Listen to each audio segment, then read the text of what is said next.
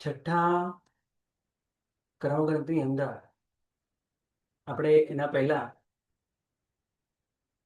મોહનીય કર્મની ઉપર 10 બંધસ્થાન એના ભાંગાઓ એની વિચારણા કરી, એના કાળની, એના ગુણસ્થાનકની અને એના જીવસ્થાનકની વાત કરી. અને એ 22ના બંધે 6 વિકલ્પો, 21ના બંધે, 17ના બંધે, 13ના બંધે, 9ના બંધે અને 5ના બંધે જે જે વિકલ્પો થાય છે તે વિકલ્પોની અહીંયા આપણે વિશેષ વાત કરી. એના પછી જીવસ્થાનક પર બંધસ્થાન અને એ બંધસ્થાનના ભાંગા એની પણ આપણે વિચારણા કરી. સામાન્યથી ગુણસ્થાનક પર મોહનીય કર્મના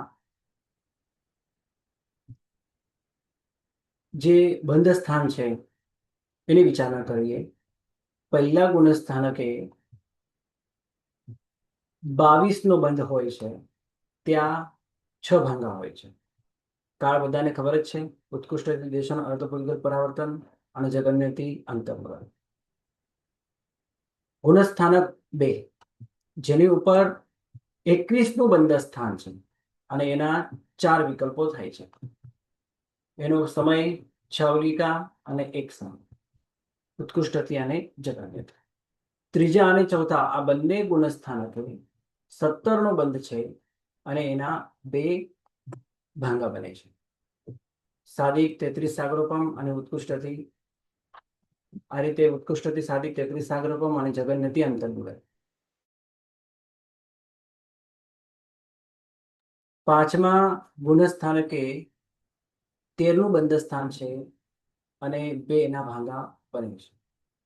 છઠ્ઠા ગુણસ્થાનકે 9નું બંધસ્થાન છે. 9નું બંધસ્થાન જો કે 6, 7, 8 ત્રણેય ગુણસ્થાનકે છે. આપણે અત્યારે છઠ્ઠા ગુણસ્થાનકની વાત કરીએ તો ત્યાં 2 એના ભાંગા બને છે: ઉત્કૃષ્ટતિ અંતર્મુદ અને જગન્યતિ 1 સમય. કારણ કે છઠ્ઠા ગુણસ્થાનકનો કાળ એટલો જ છે, ઉત્કૃષ્ટતિ અંતર્ગત.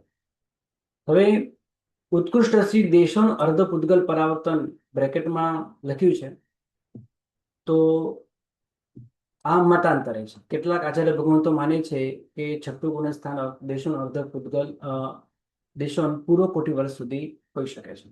આવું કેટલાક આચાર્ય ભગવંતોનું કેવું છે, તો એમના મતે કાળ એટલો બની શકે છે. 7મા અને 8મા ગુણસ્થાનકે 8, 9નું બંધસ્થાન છે, પણ ત્યાં એક જ છે. કેમ? કારણ કે છઠ્ઠા ગુણસ્થાનક સુધી પ્રમાદના કારણે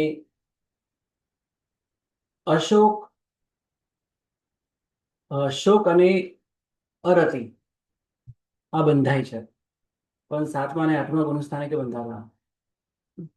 એટલે હાસ્ય રતિની સાથે પુરુષ વેદ જ બંધાશે અને એનો એક જ વિકલ્પ થશે: ઉત્કૃષ્ટતિ અંતર્મૂળ જગન્યતિ 1 સમય. 7મા અને 8મા ગુણસ્થાનકે.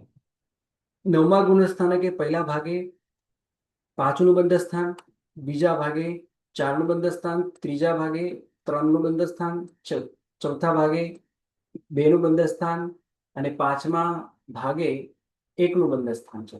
પણ બધાના એક જ વિકલ્પ છે: જગન્યતિ 1 સમય, ઉત્કૃષ્ટતિ અંતર્ગત. આ પ્રમાણે સામાન્યથી આપણે વાત કરી છે અહીંયા ગુણસ્થાનક પર મોહનીય કર્મના બંધસ્થાન. અને આગળ વાત કરીએ તો મોહનીય કર્મના ઉદય સ્થાનકોની વાત કરી છે. 13મા નંબરની ગાથાની અંદર તો ત્યાં મોહનીય કર્મના જે બંધસ્થાન છે, જેમ આપણે અહીંયા વાત કરીએ કે 22નું છે, 21નું છે, 17નું છે, 13નું છે, 9, 5, 4, 3, 2, 1 આ બધા એના બંધસ્થાન છે. તેમ મોહનીય કર્મના ઉદય સ્થાન પણ છે. ત્યાં 10, 9, 8, 7, 6, 5, 4, 2 અને 1. એમાં માત્ર 3 નથી. બરાબર? ત્યાં 3 નથી. એટલે તમારે યાદ રાખવાનું છે 1, 2, પછી 4, 5, 6, 7, 8, 9, 10. આ મોહનીય કર્મના ઉદય સ્થાન છે. ઉદય સ્થાનની અંદર આપણે જોઈ શકીએ જેમ 10નું ઉદય સ્થાન છે એ 4 કસાય, જેમાં અનંતાનુબંધી ક્રોધ, માન, માયાલોક. એટલે આ જે 4 લખ્યા છે એ અનંતાનુબંધી નહીં, પણ ક્રોધ, માન, માયાલોક ચારે હોય છે એ અનંતાનુબંધીની સાથે હોય છે. એક યુગલની 2 પ્રકૃતિ સમજવાની. પછી એક વેદ, ભય, જુગુપ્સા, મિથ્યાત્વ, મોહનીય કર્મ. તો આ પ્રમાણે પહેલા ગુણસ્થાનકે 10 નું ઉદય સ્થાન છે. ઉત્કૃષ્ટતિ, અંતર્મુખ અને જગન્નતિ એક સમય. બીજું ઉદય સ્થાન છે 9 નું. ત્યાં મિથ્યાત્વ મોહનીય કર્મ નથી. 8 નું ઉદય સ્થાનની અંદર એક કસાય અનંતાનું બંધી નથી. ત્રીજા ચોથા ગુણસ્થાને કે અનંતાનું બંધી કસાય ઉદયમાં હોતો નથી. એટલે બાકીના ક્રોધ, એટલે ક્રોધ, માન, માયા, લોભ એ જે 4 પ્રકૃતિ છે એમાંથી અનંતાનું બંધી ન હોય. બાકીના 3 ક્રોધ ઉદયમાં હોઈ શકે છે, બાકીના માન કે માયા કે લોભ ઉદયમાં હોઈ શકે છે. આ પ્રમાણે એની ગણતરી કરેલી છે. એટલે 3 કસાય, 2 પ્રકૃતિ યુગલની, એટલે એક યુગલ 2 પ્રકૃતિ, એક વેદ, ભય, જુગુપ્સા, એટલે એક કસાય ઓછો થયો. એટલે 9 માંથી 8માં 8 માંથી 7 ના ઉદય સ્થાનમાં જઈએ તો એક કસાય ઉદયમાં ઓછો થશે. 5મા ગુણસ્થાને કે અપ્રત્યખ્યાના વર્ગની ઉદયમાં નથી હોતો. 6ઠ્ઠા ગુણસ્થાને કે પ્રત્યાખ્યાના વર્ગની ઉદયમાં નથી હોતો, એટલે એક કસાય ઓછો થશે. આ પ્રમાણે 8 માંથી 7 અને 7 માંથી 6, 6 માંથી 5માં જઈએ તો એક કસાય, એક યુગલ, એક વેદ, ભય અથવા જુગુપ્સા, 2 માંથી કોઈ એક. ભય અથવા જુગુપ્સા 2 માંથી કોઈ એક.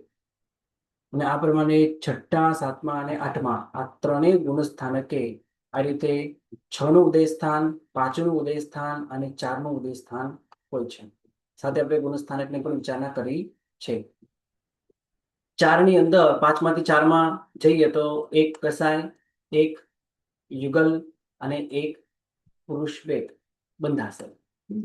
4 માંથી 3માં જઈએ તો 2 પ્રકૃતિ ઓછી થાય છે. એટલે એક યુગલની 2 પ્રકૃતિ છે એ ઓછી થાય છે. કારણ કે 8મા ગુણસ્થાનકના અંતે હાસ્યરથી, ભય, જુગુપ્સા આવી 4 પ્રકૃતિઓ જાય છે. તો અહીંયા આપણે ગણતરીમાં હાસ્યરથી લીધી છે, તો એને આપણે ઓછી કરીએ તો 4 માંથી 2, એક કસાય અને એક વેદ આ 9મા ગુણસ્થાનકે હોય છે. અને એના પછી માત્ર કસાય જ ઉદયમાં હોય છે.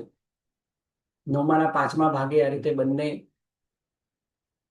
9માના 5મા ભાગ નહીં, 9મા ગુણસ્થાનકના મધ્યમ ભાગ સુધી ઉદય હોય છે. એટલે અહીંયા સામાન્યથી વાત કરી છે કે 9મા ગુણસ્થાનકે આ રીતે 2 નો ઉદય હોય છે. અને 10મા ઉદય ગુણસ્થાનકે માત્ર એક લોભ મોહનીય સૂક્ષ્મ ઉદયમાં હોય છે. જગન્નતિ એક સમય અને ઉત્કૃષ્ટથી અંતર્મુખ આ પ્રમાણેનો કાળ ઘટે છે.